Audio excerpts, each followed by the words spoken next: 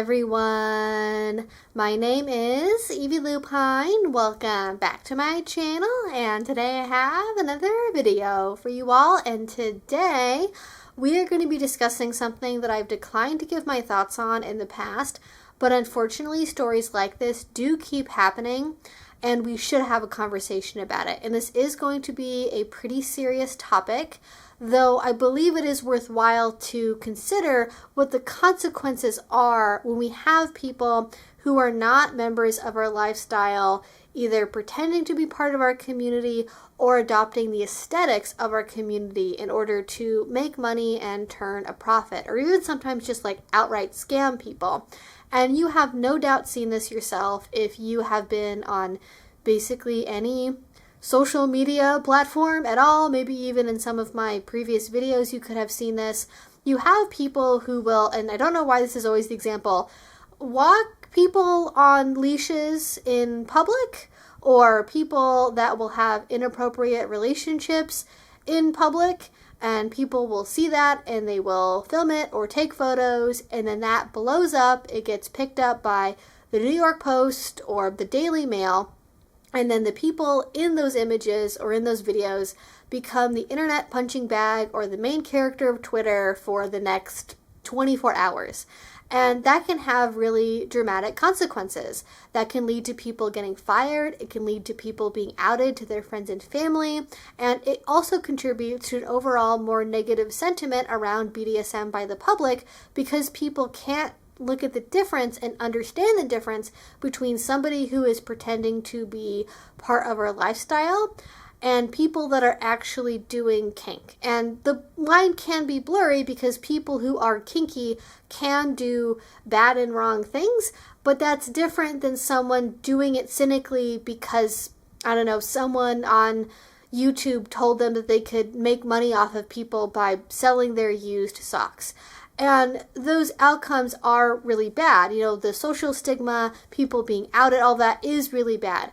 But it's not as bad as it could be. And this is the reality that I think we need to look at. It's not just the social media outrage.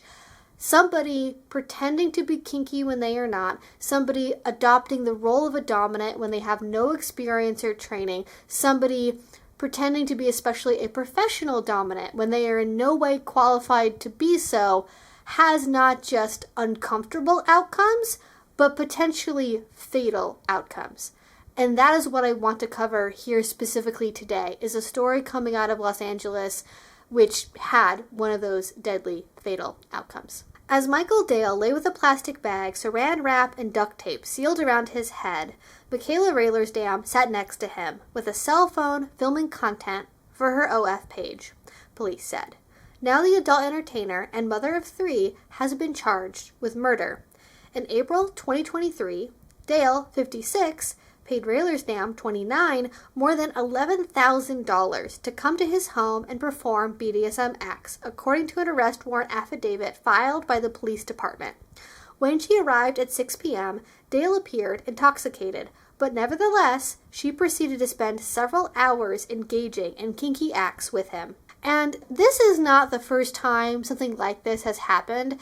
Actually, if you know anything about true crime, there's a small subgenre of it where people will cover like BDSM stuff, and it has some really nasty titles associated with it, or people will be like, is it BDSM or murder? Kink gone wrong? ?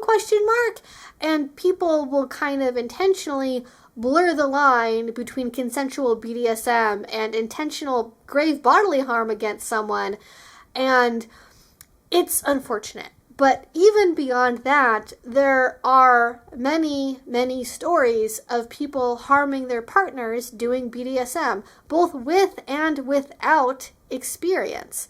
And this points to why it's important to be in community with people, to be not just a solo provider who is making their own way in the world, because even just from the very start here, we can see where things are starting to go sideways, because I don't know any provider, even a lifestyle person, who if they were to show up to a brand new play partner's home or a stranger's home or have them come to their place and that person showed up already intoxicated, everyone I know would not proceed at that point. They would say, hey, sorry, we can't play. You can stay here until you sober up, or I'm going to stick around to make sure you're okay, but we can't proceed as we negotiated. Or maybe they might leave outright. But, they would not, in any case, proceed to do something, especially a kink thing, with that person because of how much higher risk it is. Because when somebody is intoxicated, it impairs your decision making. It impairs your ability to tell how much pain you're really in. It impairs your ability to communicate. Now, I think that for people who are in the lifestyle that are playing with very well-known partners, there is a way to play with those elements in a safer direction. But foreplay with a stranger, especially when you have no experience either with that person or with kink at all, that's going to be a massive, massive red flag. And while there have always been one-off stories about people engaging in kink inappropriately or taking things too far or accidents happening, it does really seem like it's amped up in the last couple of years because of Sesta Fosta. So people that used to be able to render their services maybe more out in the open online in a more accessible way have been forced to either not provide services anymore or to go underground or to just go out into the street. And you also, at the same time as that's happening, where legitimate providers are being forced more into the shadows, you also have people that are coming from social media and learning about maybe the basics of, like Findom, for example, is very popular, or just general kink stuff from the internet and thinking, oh, this is a really easy way for me to make money, is I can, sell my socks, I can have a themed OF page, I can do this, I can do that, and it'll be so easy to make all this money because these other people are telling me that I can make a lot of money doing this. Now, a lot of the time the people doing that are also people who want to corral you into some kind of MLM type of format, or some kind of network where they make money off of your proceeds from your OF or other type of page. So you have to be skeptical of that stuff at the very least. But the main point is you have people that have less experience completely flooding the market at the same time as more legitimate providers with a lot of experience are getting harder and harder to find, and that exacerbates all these underlying issues. Dale had several extreme and unusual requests, according to the affidavit. He wanted her to wrap him up, quote, like a mummy in saran wrap. She obliged. He wanted her to gorilla glue a pair of women's boots onto his feet. She obliged. But investigators concluded there was, quote, no evidence that he ever requested her to place a bag over his head and secure it, which eventually caused him to suffocate and die. Now, I have, on many occasions on this channel, reminded people that a BDSM contract is not a binding legal agreement. It will not necessarily hold up in court if you want to tell a judge, but judge, my slave signed here and said that I could take all of their money forever. That's not a legally enforceable piece of paper. It's just pretty words. But at the same time, having clear written outlines of what you're going to be doing and what is being consented to is better than nothing, especially in a professional arrangement with a brand new person. It's not necessarily going to protect you, but when the lines get blurred like this at bare minimum, it's good to have something that's written down that talks about, hey, this is what we agreed to do, this is why, this is when we're doing it, this is where we're doing it, all of that stuff. However, because it is not a fail-safe, it can still lead to bad outcomes even when you have that piece of paper. And what it sounds like to me is potentially we had some in-scene renegotiation. So they maybe agreed up front to do certain acts, and then in the process of what was going on, they tried to up the ante. They offered more, they asked for more, and then they proceeded to do that additional thing. Now, this is another thing that for more experienced providers, they're not going to be doing.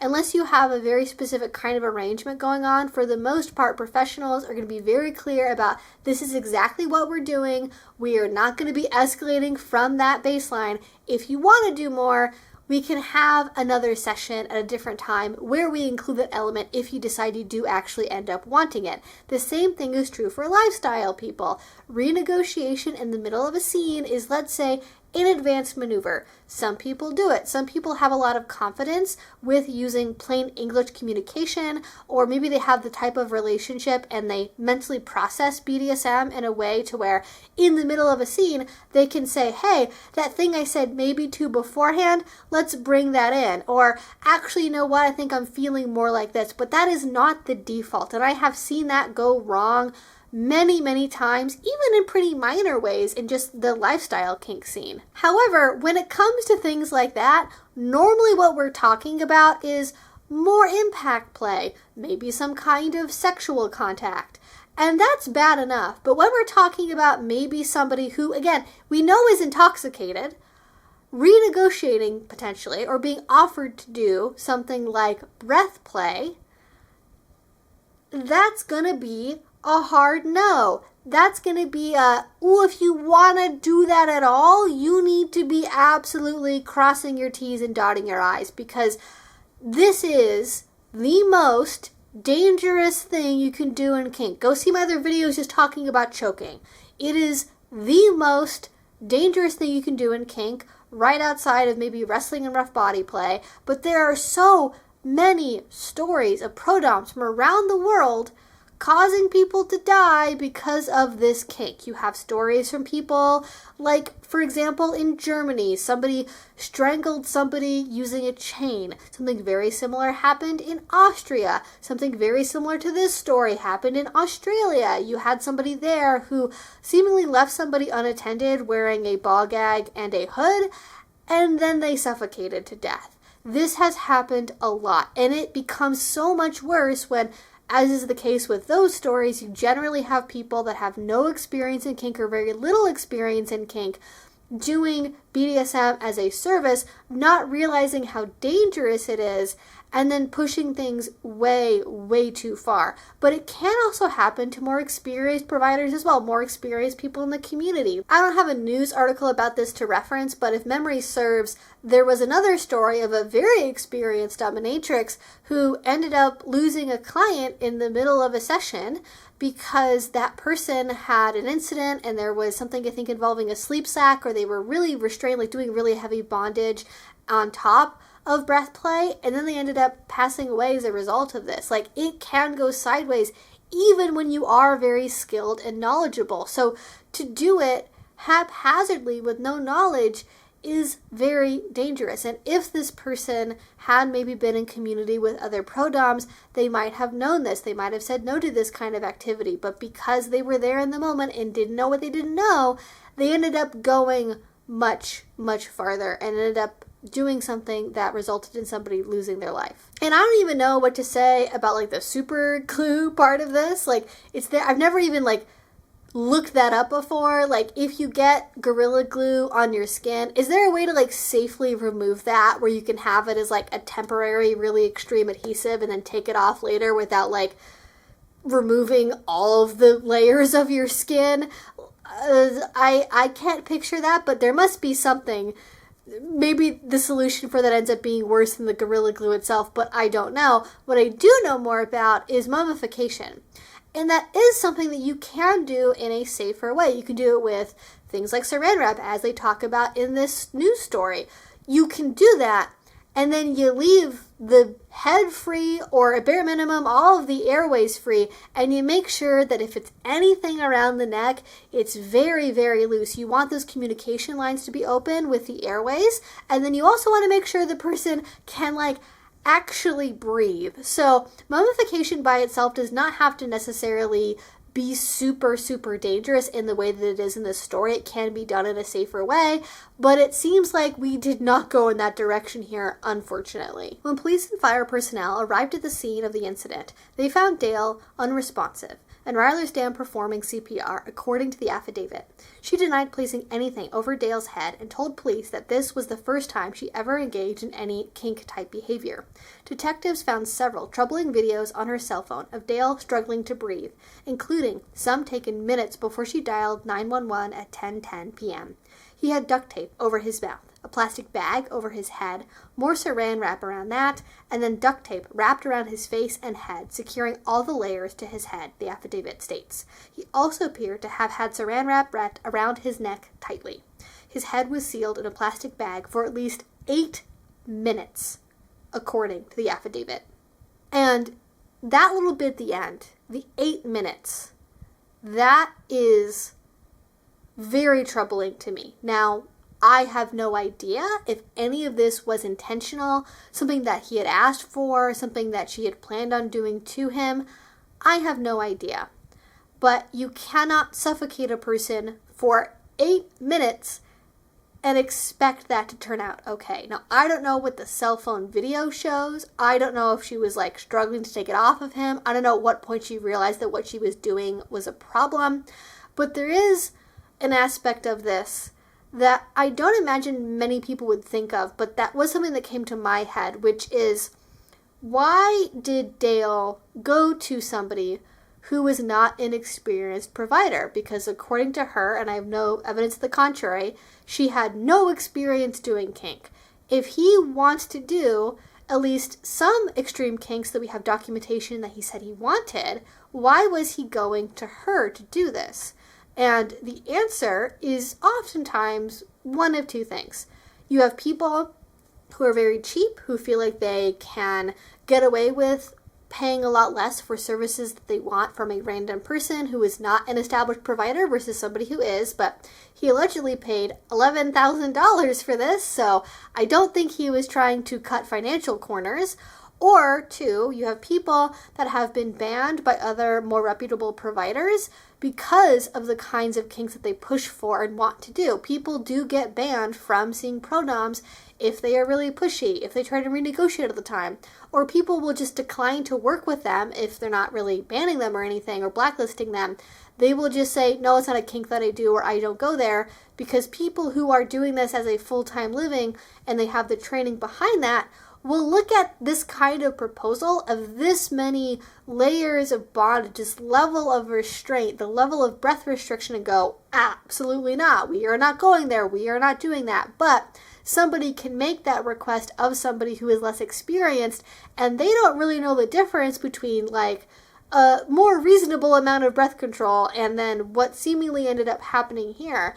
And a more minor version of this could actually be seen in the story about somebody who was walking a person on a leash in an expensive grocery store in Los Angeles, and from what we learned about that later on, the person that had been making that request to have that happen to them, like, they went after somebody who also had very little to no experience doing anything kinky, and they were more of a survival worker, and so they felt pressured to say no. Like, if you're a mother of 3, $11,000 can pay for a lot of stuff, and I'm not trying to victim blame Dale here, but kind of more reflect on the circumstances around this of the pressure of money, and maybe somebody offering saying, hey, if you do this thing to me, I'll give you $10,000, and then, you know, here's why it's safe, or here's why it's okay, or I've had this fantasy for forever, or this and the other. They might make any sort of promises, and they just want to push for something to happen to them, and they don't really have due regard for their own safety. And that's a complicated issue as a dominant. Like,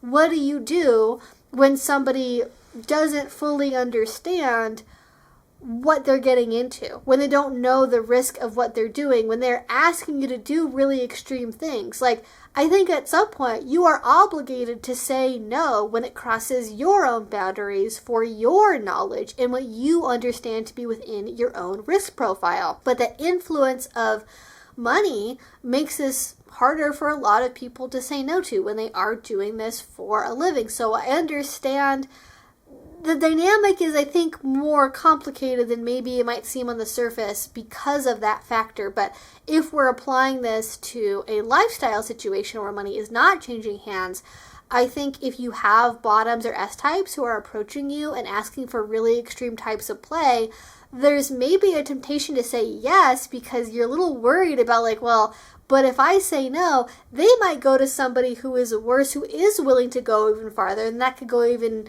more sideways. So then I should say yes, so I at least know that I'm a good person, I'm a good actor, and I can mitigate how bad this might end up being. But I think for your own well-being, for your own safety as a D-type, it's important to say no to situations where things are going outside your comfort zone, outside of your skill set, and you can tell the person that. You can say, hey, I think it's fine to have fantasies about this. I get where you're coming from, but this is not something that I have skill around. And or my understanding of this based on my experience and knowledge is there's no really safe way to do that. And I would really encourage you to look into this further before you approach someone else to do this to you, because it can end up in a really dangerous place, and I don't want something bad to happen to you. Like, I think expressing care and kindness when declining an offer of play is a skill that dominants can work on, and really everybody in kink can use, because maybe it might be the thing that helps somebody understand, okay, wait, everyone keeps saying no to me about this. Maybe there is something here I'm not really understanding. But who knows? This happens with people where they're so focused on the fantasy of what they're doing that they're totally willing to ignore any red flags. They're willing to do and say whatever it takes to get that fantasy fulfillment. And then this can be one outcome of where that ends up. Rylersdam went by pseudonym on OnlyFans, an online content subscription service popular with sex workers. Her Instagram account, which had more than 11,000 followers, remains online, while her OnlyFans, TikTok, and X accounts have been deactivated. Her Instagram links to her company, SynCal Entertainment, which bills itself as the #1 adult party entertainment service in California, and advertises male and female strippers available for hire. She founded the company with her husband, with whom she shares 3 children. Its mission is to offer intoxicating entertainment with a professional flair, according to her company bio. Her husband, Brandon Rylersdam, could not be immediately reached for comment. According to the affidavit, he was also involved in her OnlyFans business ventures. Her husband did in fact get at least $1,000 more from Dale while she was in Dale's home, and her husband encouraged her to continue getting more from Dale by engaging in kink behavior, the affidavit states.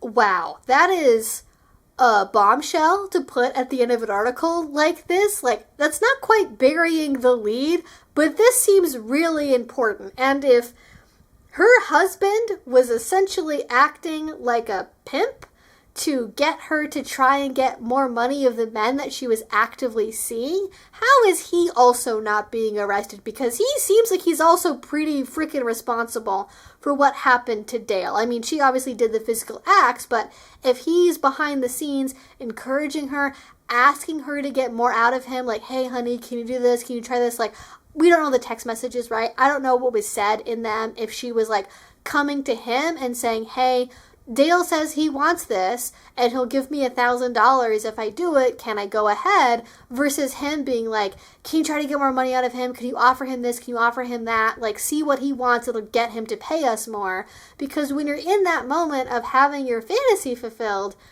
and you're also intoxicated, you're a little more likely to say yes to things. And also maybe to pay money to make certain things happen for better and definitely for worse. And that's very, very concerning. Oh my goodness, that's really bad. Wow, yeah. This story is so tragic. All these people's lives being permanently affected. These young children, I'm assuming, potentially losing access to their mother because she committed some variety of murder. Goodness gracious, this is just a terrible, terrible story, but this just really speaks to how important it is to carefully vet the people you're playing with, carefully vet service providers that you want to see, because there are bad actors who will take a very long game approach that will very slowly make your life miserable. But for a lot of people, at minimum, if they are playing in public, they're going to be on better behavior than they would in private. And they might not have the patience to play in public or to take time getting to know you. And if you are not giving them what they want initially, immediately, they're going to move on to somebody else. So taking your time can be a really good way, and especially playing in public can be a really good way to build in an additional safety buffer, though it doesn't prevent anything from happening. Things can still go wrong, but it's a heck of a lot better to be in a dungeon full of like 20 to 30 other people who are seeing what's happening to you versus alone in somebody's house. So especially with bondage, you really have to be careful because like with this story, maybe the direction of the story is that Dale was pushing this inexperienced person to do things that they had like no knowledge of, and then it went really wrong for them. Or maybe Dale was put in a position where he was being blackmailed or being coerced into doing things, and then when he didn't listen or he stopped paying money or whatever else, maybe then they took things farther. Like, I just have a lot of trouble wrapping my head around that 8-minute number. Like, that's a long time to leave somebody that way. Although she was performing CPR when the police showed up, and she did call 911. So who knows what happened there? Maybe it'll come out in the court system, but the fact that we are even here in the first place, like, knowledge is so important, you guys, on both sides of the slash. Like, bondage is great, kink is great. We have so many opportunities to learn, whether you want to get into doing this professionally, learning from other people, taking on an apprenticeship, going that route. It is hard. It is hard to find people, but it is well worth it if that's what you want to do. If you want to be as legit as possible, you can go that way. But even if you're in the lifestyle too, so many classes, so many educational opportunities, so many good public dungeons, especially here in North America. You can learn so many things and learn how to do things in a safer way, including like heavy bondage and mummification and breath control and all that stuff. We have ways of talking about this to where you can get to these kinks in a safer way. You maybe don't do them exactly the way that you pictured in your head, but you get pretty freaking close, and you do not have the same level of risk associated with them as you do with the way that they were done here. So with that being said, I would like to know y'all's thoughts about this, because I don't know what the solution is, because I think there are always going to be people who are going to be tempted by money or tempted by maybe a particular client to say yes to things that maybe they wouldn't otherwise be doing. And we can't always prevent people from ending up in that position, but what can we do as a community to prevent this from happening when we do have more power over these scenarios, when it is something that maybe happens within our dungeons or within people who are part of our community? How can we steer them in the right direction? And in general, like, how do you guys read this? Because I have trouble making a call on like what direction this is all going in. Like, if this is like, I definitely know of stories of wannabe S-types and bottoms and subs that will approach pro-doms for like really extreme play that they like really shouldn't be doing, but they're not fully all together. And if they find a person to say yes to that, they're going to do it for better or for worse. Or if it's a scenario maybe of like blackmail or coercion, or somebody agreeing to something, ending up in a compromising position, and then things getting pushed farther than what they ever said yes to or ever asked for or wanted. It's just really unfortunate, y'all. Again, take your time, be safe, go to munches, vet people, meet people in our community. Like, I know the person in this story, I think, was like 56. And there's a lot of people, especially from around that generation, a little bit older, a little bit younger, or maybe they're married to a vanilla person, they can't really engage in them openly. There's so much shame around doing these kinks that they just don't ever engage in a safe way, because they don't have the knowledge, they don't have the ability to access that knowledge. And so it leads them to act out their desires in really inappropriate and, in fact, in this case, deadly ways. And it's really unfortunate. And this is why I think having more normalization around kink and having, I'm not saying we need to teach like 13-year-olds about bondage or anything, but at least giving people more of a pathway to get that knowledge in an age-appropriate way, so that way they don't have so much social shame to where they get to the point when they're 50 and they've never talked to anyone about their desires before, they don't know realistically how to engage in their desires, they end up doing something like this. Whereas maybe if they had had more support, if they knew that engaging in this as a lifestyle thing was an option for maybe like, let's say like 19 or 20, maybe they could have accessed doing these kinks in a healthier, safer way, and they just didn't have the ability to do that because the social acceptance wasn't there. And it's really, really, really tragic. It's so tragic. Like I hinted at the very beginning of this video, I think I do want to make this a little bit of a mini series where I discuss the consequences of what happens when you have people that are not members of our lifestyle adopting the aesthetics of it or acting out in the role of a dom when they don't have any qualifications to do so, and how that can go sideways, the outcomes from that, because it's something that does need to be highlighted, I think, at this point. And in any case, again, let me know your thoughts in a comment down below. I would love to hear them. Please, y'all, stay safe, have fun. You can subscribe if you want more educational kink content to hopefully keep you all a lot safer. We also have more exclusive content over on Patreon. If you do support me there, thank you so, so much. It means the absolute world to me. Again, y'all, stay safe, have fun. I will talk to you all again very soon. Thank you so much. Bye-bye.